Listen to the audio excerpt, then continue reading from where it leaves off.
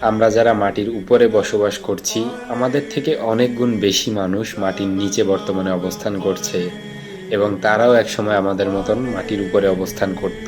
আমরা যারা এখন মাটির উপরে অবস্থান করছি, আমরাও একদিন তাদের মতন মাটির নিচে অবস্থান করব এবং এটা চিরন্তন সত্য কথা।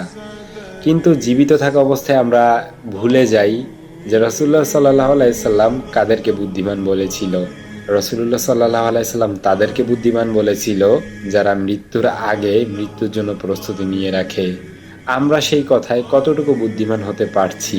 আমরা কি মৃত্যুর জন্য কোনো প্রস্তুতি আদৌ নিচ্ছি? যে মৃত্যু নামক ভবিষ্যৎটি অনিবার্য, যেটাই সবচেয়ে বড় ভবিষ্যৎ আমাদের। আমরা বর্তমানে তাকে বেশি বুদ্ধিমান মনে করছি যে বেশি অর্থ উপার্জন করতে পারছে, যে ৫-১০ তলা বাড়ি বানাতে পারছে, যার গ্যারেজে ৮-১০ খানা দামি গাড়ি রাখতে পারছে।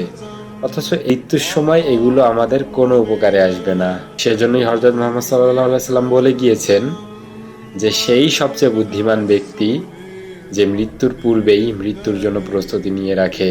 আল্লাহ আমাদের সবাইকে মৃত্যুর আগে মৃত্যুর জন্য প্রস্তুতি নেওয়ার তৌফিক দান করুক। আমিন।